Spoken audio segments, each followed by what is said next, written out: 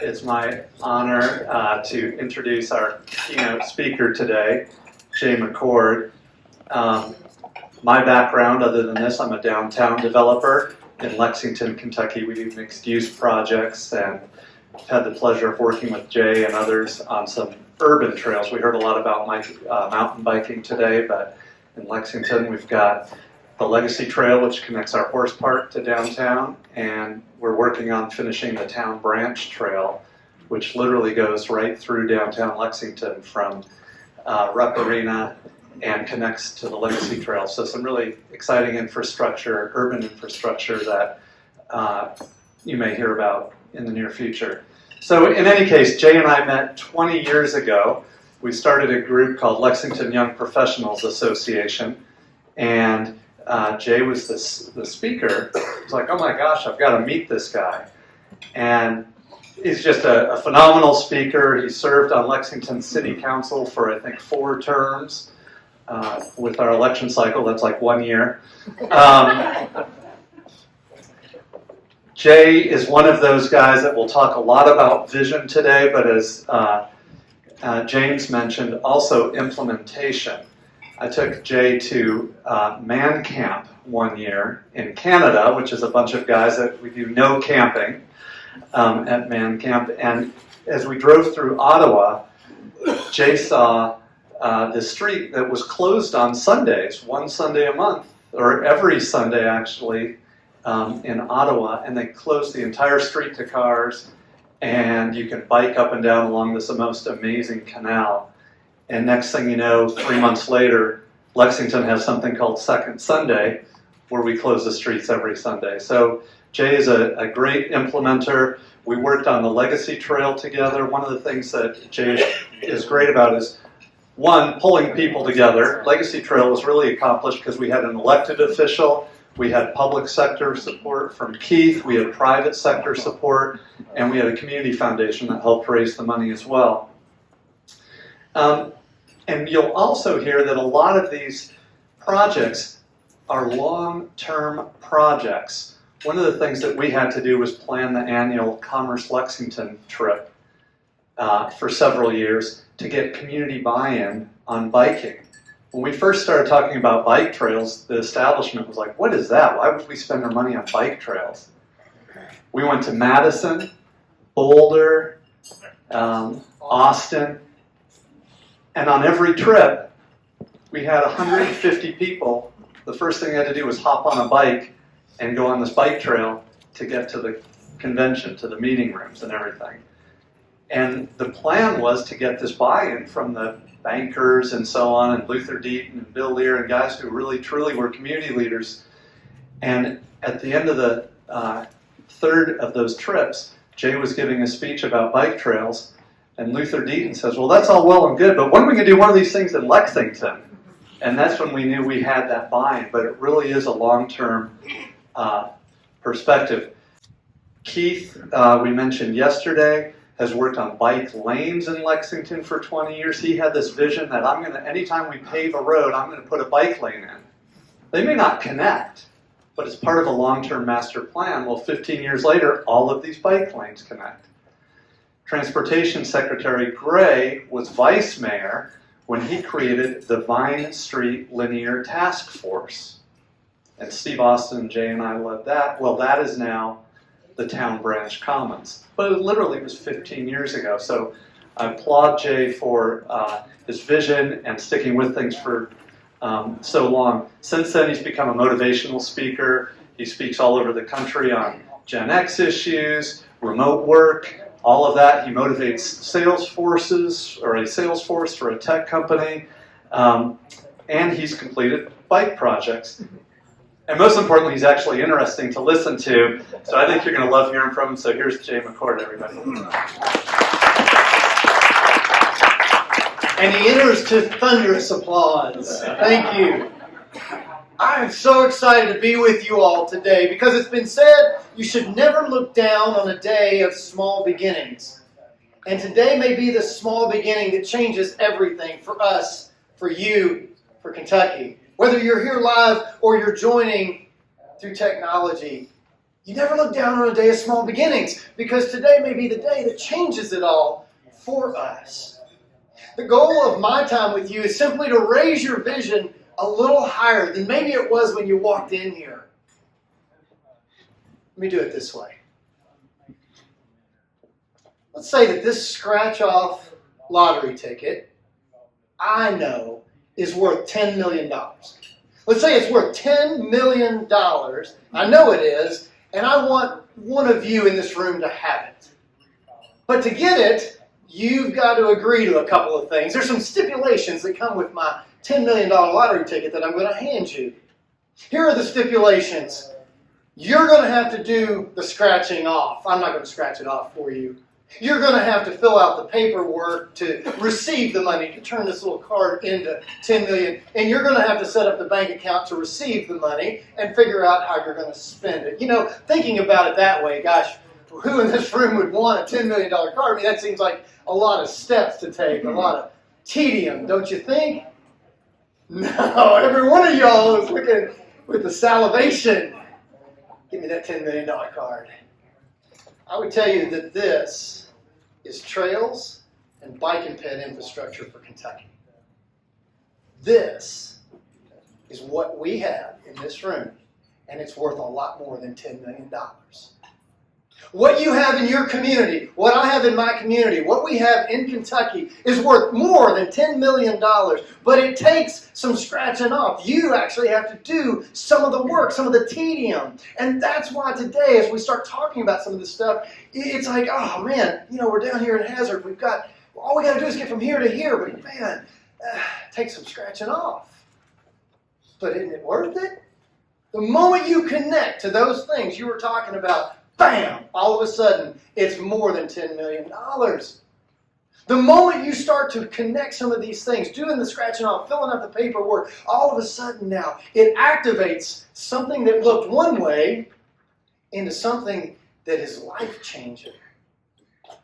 Gang, what I want you to see is what the opportunity for us in Kentucky is. You see, we live in an amazing place that has amazing people and amazing stories to tell. And I love my storytellers that came up here and said, please call us. Let us tell your story. I would tell you, call them. Because a compelling story is what's going to attract the money that you want. In our time together, I want to give you a way to come away from here today with a plan, with an ability to go back to your various communities, and whether it's mountain bike trails or it's urban trails or it's gravel or it's something else. It doesn't matter what your thing is. It doesn't matter what your thing is. Whatever it is, I want you to be able to go back and make it happen. Okay? So here's how we're going to do it. It's going to be as simple as why, how, what. We're going to start with the why. Why are trails and bike and ped infrastructure more valuable than a $10 million lottery ticket? And we're going to talk about how do you build constituency, getting those people that want this, that will bring money to your community and make it happen. And what are the specific things you can do right now when you walk out of here today to make it happen? Why? Why is this the silver bullet? Why are trails the silver bullet? Trails and bike and ped infrastructure. I'm lopping it all into one thing. Because in every community that we have, every single member of that community wants to be healthy. They want to be healthy physically, they want to be healthy environmentally, and they want to be healthy economically. Physically. We know the benefit of trails physically. But the pandemic has driven home the value of physical health. Right now, you have an opportunity to camp on physical health like you haven't before. Because trails are COVID-proof. You can go out and still enjoy them. You can go out and still use that infrastructure. Name me another piece of infrastructure you can go back and build in your community where a world-class athlete and someone in a wheelchair can go exercise together simultaneously. Name me another place of infrastructure where a grandfather and a granddaughter can exercise simultaneously. See, trails and bike and ped infrastructure can do that. Physically, people want to be healthy. Trails check that box. Environmentally, people want to be healthy. Millennials and Gen Z are ramping this up. But the environment is becoming more and more important to us. The protection and preservation of it, and trails do that. Not only do they take cars off the road in certain situations, that's an easy one, but what they also do is they put people out into special places in your communities. They put them in places where they say, wow, look at the environmental theater. This is amazing. Look at this waterfall. Look at this rock outcrop. Look at these amazing things in nature. I want to protect this. I don't want this to go away. People want to be healthy physically, they want to be healthy environmentally, and they want to be healthy economically. I mean, every one of us do. You should have seen your eyes when I said this was worth $10 million. Every one of you all wants to be economically healthy, and we want to be healthy in our communities and in our state, and trails do that too. They bring new money into your community. You see, if you tell a compelling story, people want to give you money to go build it. When you go build it, people will come and bring their money. You know what a great form of economic development is for your community? For people to come, drop their money, and never come back, or leave after they do that. They come in, they drop their money, and they may never come back. That's a great form of economic development because they don't need your police department, your fire department, your parks department on an ongoing basis. Think about Hopkinsville during the eclipse. 300,000 people come to Hopkinsville, drop their dough, and leave, and never come back because you're in a direct path of the eclipse. When you have trails, people will come, give you their money to go build it, and then they'll come in and they'll spend their money and leave it with you. That's pretty good. I love what the mayor said just a little while ago about, you're going to get fought up one side and down the other. Everybody's going to say, don't do it, or this is going to be bad. The moment you do it, they all start coming around because everybody wants to be healthy.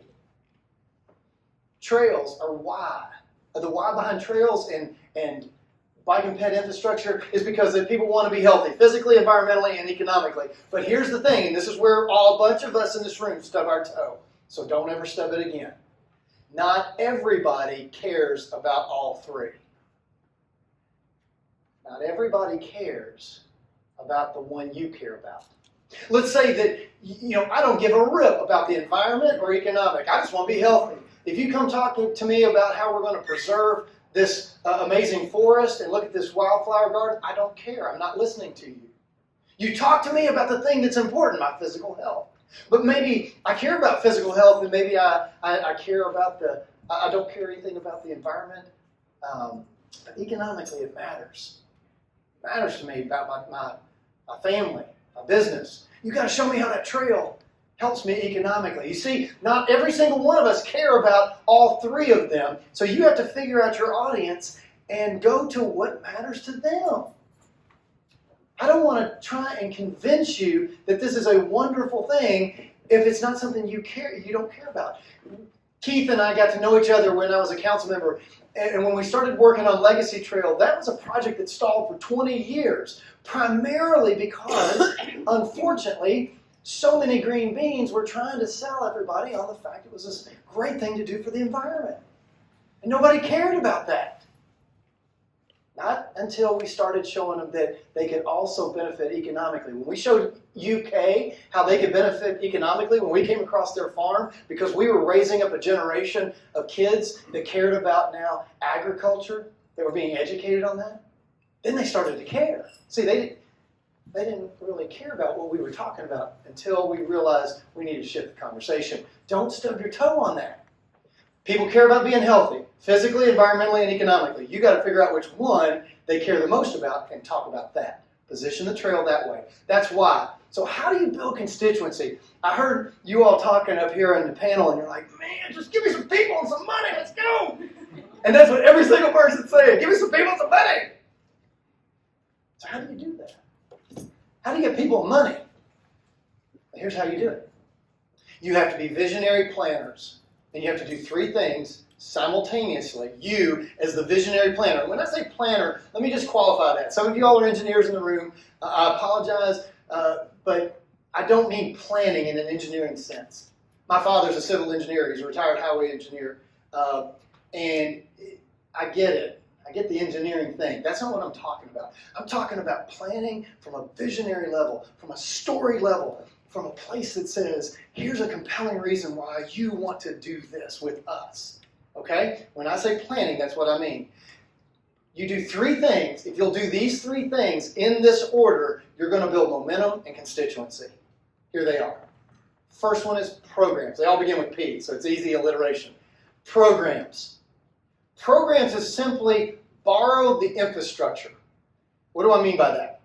In your community, I guarantee you have a 5K where the police cordon off the downtown street and people go and run, and then they let the cars come back.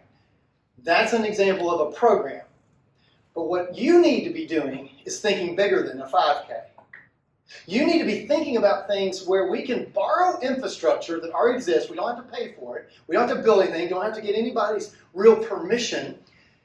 And we get people out to enjoy the outdoors. And the goal of that program is to have people say, I want to do this more or more frequently. I want to do this more than just once a year. Phil mentioned when we went to Ottawa, and I saw the Colonel By Highway in Ottawa, where every Sunday in that capital city of Canada, there, Washington, D.C., they close a major road every Sunday, and everybody knows it. You can't go down Colonel By Highway, but you can blade, bike, walk, push a stroller. Everybody loves it. 2008, I heard the former parks director of Bogota, Colombia, come and speak about how they did something similar. They had no money to build stuff, lots of poor health people. And what they did was they took the 4 Sundays in May and they closed car traffic in downtown Bogota, and it's called Ciclovia, and the guy said, all of a sudden we had 50,000 people starting to exercise. He said, do you know how many soccer fields and like lacrosse fields and basketball courts I have to build to get 50,000 people? All I have to do is get the cars off the road. You can too. You can too. All you got to do is get the cars off the road. You already have the infrastructure. We're sitting around talking so often about, we don't have this money and this daggone the state. They gave us half of that trail grant. How are we going to do anything? Who's going to administer it? You can just take the cars off the road right now. What you got to think about is what road? Where do you want to take them? You got to build a compelling story. It doesn't do to just do a 5K around the courthouse. That's not what I'm talking about. What I'm talking about is strategically, visionary planning. Do a program that causes people to go, man, this place is really cool. I love this.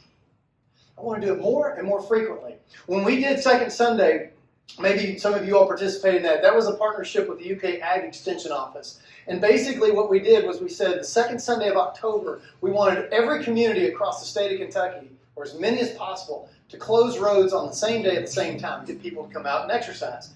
And we did that over the course of 2 or 3, 4 years. Governor Beshear 1.0 and I did some stuff together on that with a joint House and Senate resolution. And we started getting some folks involved. We had 118 out of the 120 counties doing it together. Well, that led in Lexington to a whole bunch of people saying, well, I don't want to do that just once a year. Can we do something else? And Phil, who's one of the most visionary people in this area, said, you know what we ought to do?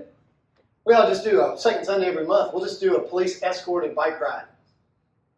You know how cheap you can do that? Here's how you do it. It's so simple. Go find out what it costs for 2 cops, police overtime for 2 hours. And that's all the money you got to raise. Because you put a cop in the front and a cop in the back, and you just ride. You just ride. Now, you got to be careful. You can't have the kids with, the training wheels and stuff like that. But there's some other things I'm oversimplifying. But the gist was we started doing these coordinated bike rides as a program. Then you know what happened? I was out at our airport, and I was talking to our airport director one day, and I looked over his shoulder, and there was a picture of the new air strip that was being built. And I kept looking at that, and I said, Eric, when does that thing go online? When does that thing, when we get planes landing? He goes, another however many months or whatever. I said, could you put bikes on it? Like, oh my gosh, what are you thinking? I said, well, we do this second Sunday thing, and we do a big one in October, but could we do one in June? You know what? We did second Sunday on the runway twice. The first year we did it, we had 10,000 people unchecked on an airport property in a post-9/11 world. You don't think that's a visionary thing? You don't think that's constituency? It says, I want to do this more frequently. You know why airport runways are awesome? They're totally flat. They're totally flat, so anybody can do it. It's better than a rail trail even. Like, it's just flat. You know what we did? We invited the police, the fire departments, to put big toys on the runway. Planes, helicopters, motorcycles, fire trucks. You know how much kids love being on those things? You know how much fun it was to watch people just watch planes take off? They brought their lawn chairs and they just sat and watched planes take off on the other runway. Second Sunday on the runway was a national sensation. It turned into our United Way saying, hey Jay, could we coordinate with you and do a 5K on the runway? Absolutely. So we do a 5K on the runway. 2 years later, you all, I'm in Atlanta airport waiting to catch a flight, and I look up and the Atlanta United Way is doing a 5K on the runway. Where they got that idea from? Kentucky can lead. You can lead. You never look down a day of small beginnings. A program that causes people to use infrastructure you already have. What do you already have? Don't worry about what you got to build or raise money for just yet. Start with what you've got and just get the cars off the road. Program. Program leads to the second P. Permanent infrastructure. That's trails. That's bike and ped infrastructure like we're talking about mostly in here today. The trails you're building, whether they're mountain bike trails or they're urban trails, gravel, it doesn't matter. Permanent infrastructure. Because a program is you've got to come and do this on this day at this time. Permanent infrastructure is you can do it kind of whenever you want to, or whenever the park's open, or whenever. And that was Legacy Trail for us. When I met Keith Loving when I first got elected in 2005, he said, you know, there's this urban legend that you can get from downtown Lexington to the horse park, and you really only have to contend with about 4 or 5 landowners, really. Well, let's go do that. And I'm just naive enough to think you could just go do it. I mean, it's just money, right? And it's just getting some people to say yes. But here's what's interesting. That project had stalled for 20 years because people were selling it wrong. And what happened was people like Phil and others started getting in and telling the story better. And what happened, in a nutshell, was we had a plan. We had visionary planning. We knew where it would go if we had the money. And what do you remember back in 2008 when the Obama administration did the shovel-ready projects and stuff like that? Well, we had a plan, and when they said shovel-ready, we had a project that was shovel-ready. In 2010, Lexington hosted the World Equestrian Games. We used that as the compelling event to say, we got to do it for the games. I went to Governor Fletcher at the time to his assistant secretary, Crystal Ducker, and I knew that they had some CMAQ money that was available. And you know how CMAQ and TE works. I mean, you get a little bit here, dribs and drabs. You know, here's 50,000, here's 100,000. You know, it's like a patchwork quilt trying to get it done that way. And I went in and asked for $3 million. And I said, this is the project you want to fund. Because it'll change everything. Because it'll give you a place where everybody in the state of Kentucky, every single one of you all can come to Lexington because it's 75 and 64. You can come and see this trail, and you can learn how we did it and go take it back to wherever you are. And I remember Crystal Ducker looking at me going, man, we'd love to fund this, but I don't see how it takes cars off the road. I mean, CMAQ is congestion mitigation air quality. How does it take cars off the road? I had in my hip pocket at the time a letter from the general manager of the Marriott. And he was a personal friend, and I knew that was probably going to be something she was going to ask about. And so I had in my hip pocket a letter that said, if there was a trail that led to the horse park, the Marriott would put bike kiosks for the World Equestrian Games. That letter got $3 million. And that started us down a path. How big is it now? How big is the trail? It'll be 22 miles in another year. Yeah, so 22 miles. It keeps expanding. Tons of partners. Something that people said you could never do it. Yeah, you can. Of course you can. You got to scratch off, and you got to fill out some paperwork. You got to do some stuff that's not fun, but it turns into something amazing. How many people, Keith, ride it a year? I know you had some stats. 100,000. So 100,000 people a year ride that. Program. Get people out there to build constituents, say, I want more permanent infrastructure. I want to do this now more. I can do it now on the Legacy Trail and some other trails. Cool. But it leads to the third P, and the third one is the Big Mac Daddy. This is the one that if you can do it, you're going to impact people for generations. And that's policies. Policies. Let me tell you the power of a word. Phil mentioned he's a developer. So if I was a Lexington City Council member and I decided, you know what, I got a great idea. I think I'm going to create a new law, a new ordinance, and it's going to say this: every developer in Lexington shall consider putting sidewalks in every new development. Now, that kind of sounds like I'm a health and wellness guy, I'm a sidewalk guy, mobility guy. Phil's going to build a brand new multi-million-dollar development, and he looks at the letter of the law and it says, I have to shall consider put sidewalks in. I considered it. Nope, not going to do it. He acted by the letter of the law. Now imagine the difference when Phil reads a law that Jay writes that says every new development shall have sidewalks. Just taking the one word of consider out of that law, how many tens of thousands of people will use that sidewalk over its lifetime and be healthy? Policy is where it's at. But if you start with policy, you'll blow the whole thing up. Because people, I don't know if you know this or not, but people are kind of politically charged, especially today. So the moment you go to changing laws or writing laws or saying you're going to do something with the law, everybody goes to fighting. I would contend that's part of what the challenge with the Affordable Care Act, because Congress went in and changed the law about health care, and instead of building constituencies that said, hey, we want to see this change. So my point to you is this: follow this paradigm, or this process, excuse me. Be a visionary planner. You all in this room, doing all three, you're planning all three, but you roll them out in this order. A program. Borrow the infrastructure. Get cars off the road, get people out in your community, and show them some cool stuff. That will lead to permanent infrastructure. But you got to know where you're going to build if you get the money. If I gave you $10 million today, where are you building? If somebody, the coal situation where they said, okay, well, we'll give you this land. Oh, awesome. If that's not on a plan, you don't know where to go. Okay? But then think about the policies that need to change or tighten. That you can make one-word changes, or you can create something that then will have impact. You know, Keith, you put that policy in place in Lexington of every time we repaved the street, there was a bike lane painted on it.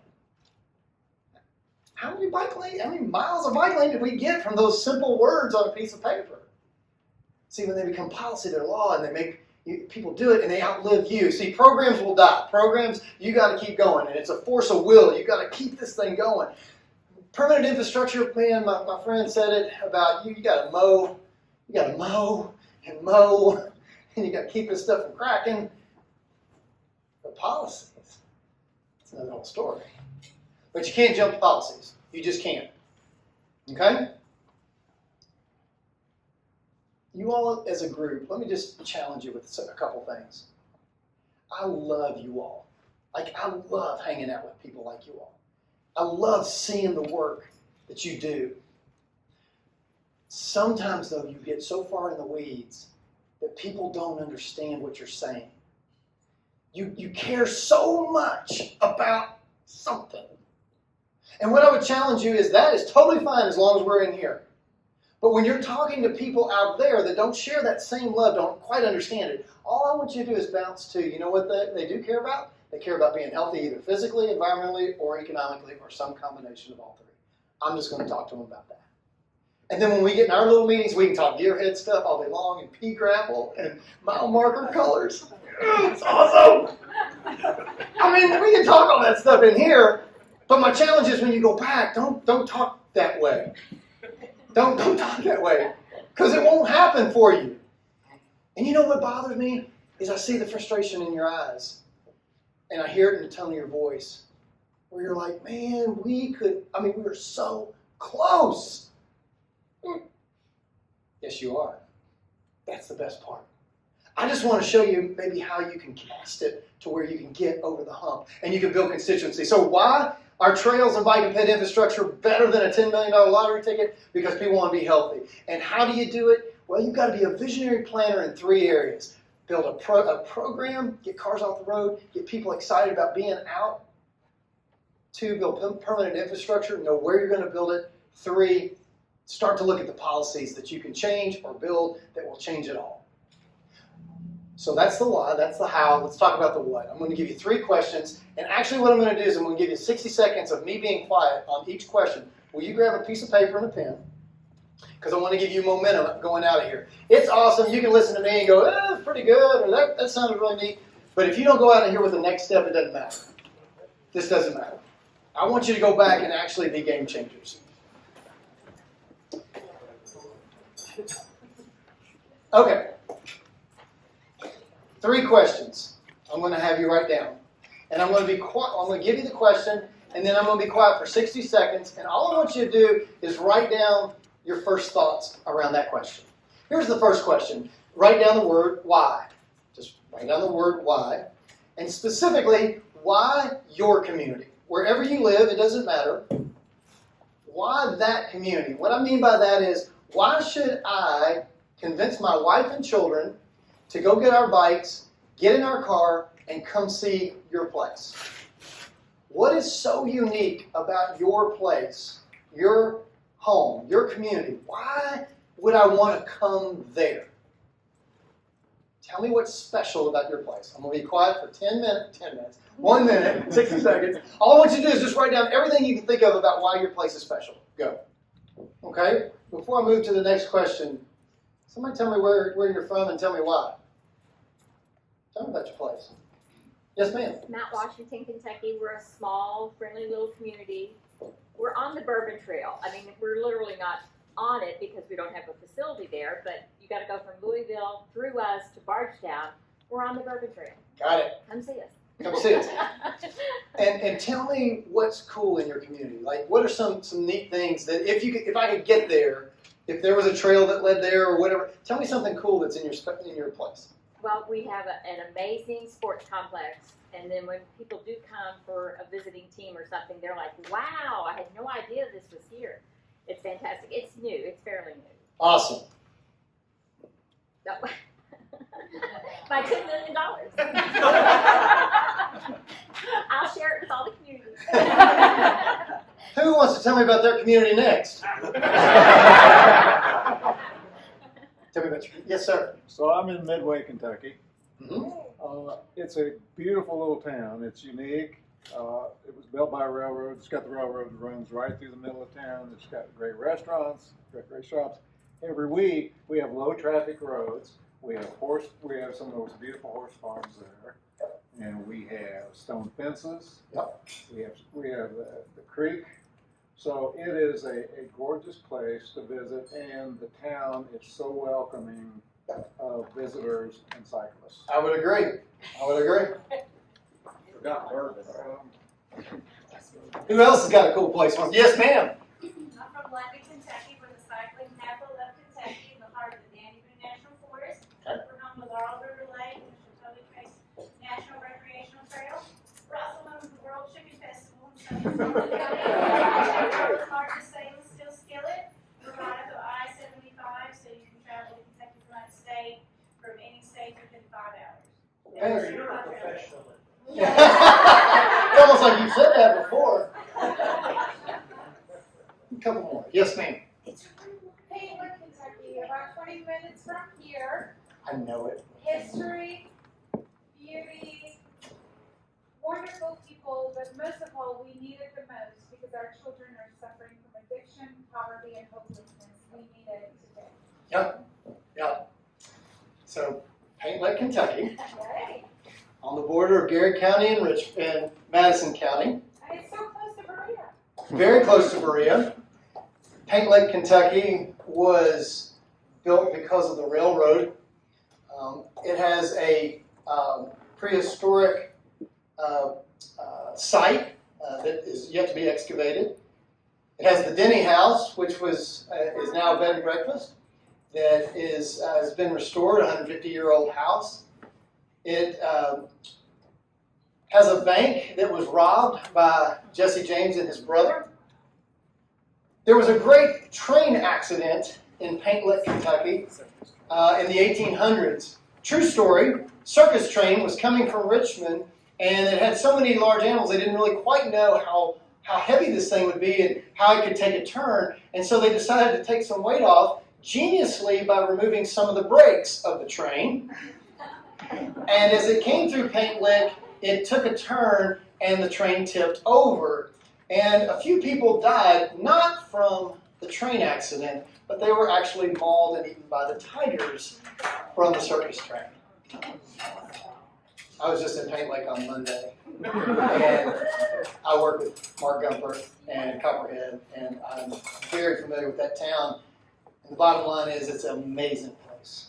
It is trying so hard to revive it, to be revived, and it has an opportunity to do it with trails. Give me somebody else. Yes, ma'am. I live in Radcliffe, but I want to speak about West Point, Kentucky. Yes. Because they're another one that they're trying really hard to not die.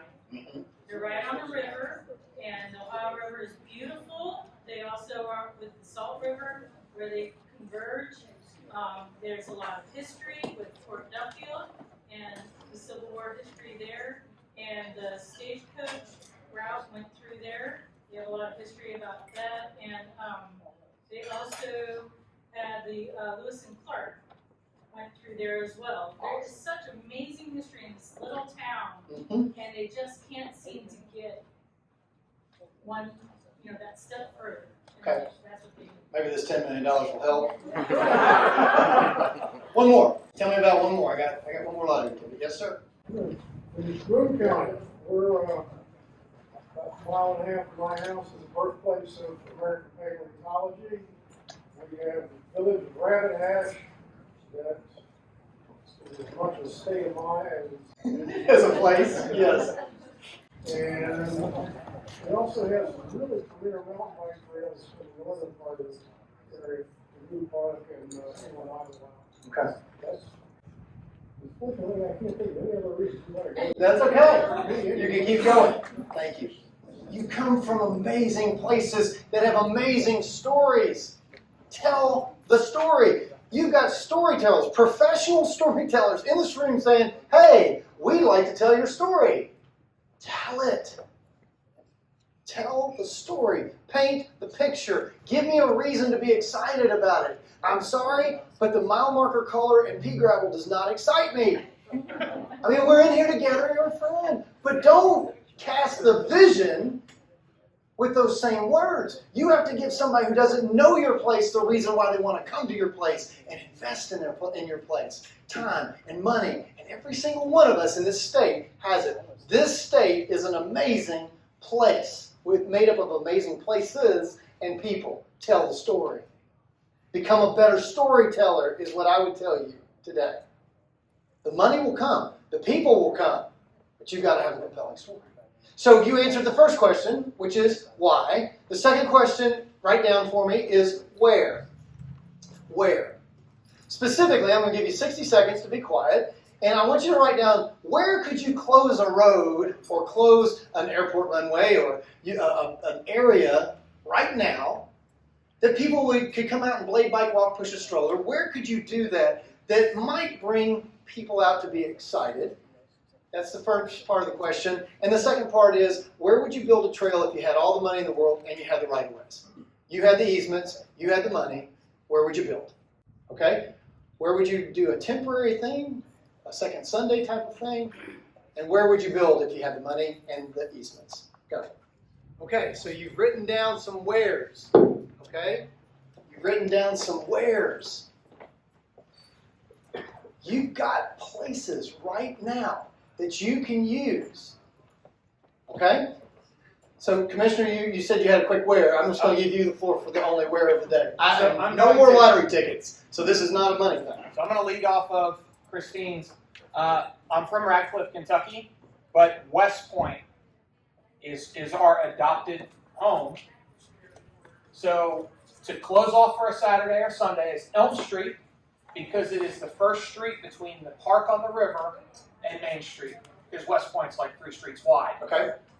Right by the river. It's a great place. You can go from the Young House, built in 1797, down through some of the L&N stagecoach route into Camp Taylor, which is now known as Fort Knox. It was the pre-runner to Fort Knox in 1917. The permanent answer and everybody here will get bored with me saying it, is I would build this trail, which is exactly what we're trying to do with National Park Service, Metro Louisville. We got a bunch of partners on board. We got a bunch of asks to make and a bunch of no's to turn into yeses. But John Muir walked this route in 1867. So our concept is a suite of trails from off-road, bike pack, backpack, and horseback trail to a U.S. bike route on the road and possibly an auto tour route. Because if you're going to dream, That's exactly right. You might as well go for it. That's the kind of vision that you've got to talk about. Okay, so you've got the why, you've got the where, and the last question is simply this. Who? Just write down who. The question is simply who in the next 7 days can you have a conversation with that's a visionary as well? Who in the next 7 days can you sit down with? Maybe it's people inside this room and maybe it's people back where you're from, but who in the next 7 days can you meet with to start talking about this vision, this man? I'm running for state senate, so it will be me. It'll be James, you, Vince, Bill, and also Mark Gumbert. Yeah. So that we can take it from Paintlit downtown, Walker Pike, Brock Road, Maywood. Yep. And make it happen. And everybody else in this room, so we can come up with ideas as to where to put the vendors and small businesses on that map. So I listened to my friends from Eastern Kentucky, and they have a number of things that they've got so much momentum and so much excitement, and they're moving. And you've got what you just described, and you've got what you just described. The question now is who? Who do you need to talk to start making these things happen? Because the who is extremely important right now. We have amazing places, and we can do amazing things, but we've got to build our constituencies, and it's got to be people that can make it happen. So here's the deal. Whether I ever get a chance to see you guys again or not, whether we ever get a chance to work together again or not, I want to wish you all the true success in the world. Here's what I would tell you. If this group would take this day of small beginnings and start to have those conversations and start to dream at higher places and think at bigger places and have bigger conversations, then all of a sudden some of these little things start to emerge and it starts to happen. And it's like sowing seed in a parking lot. If you throw seed in a parking lot, it doesn't seem like anything's happening. But then all of a sudden a blade of grass will come here and come there. And then before you know it, a few years later, there's an entire field where that parking lot was. That's exactly what we're talking about here.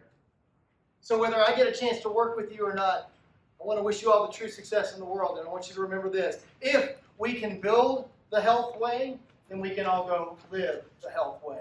I thank you for the honor of being with you today. As always, we hope you found this content useful. If you did, please like the video and consider subscribing to the channel. Thanks.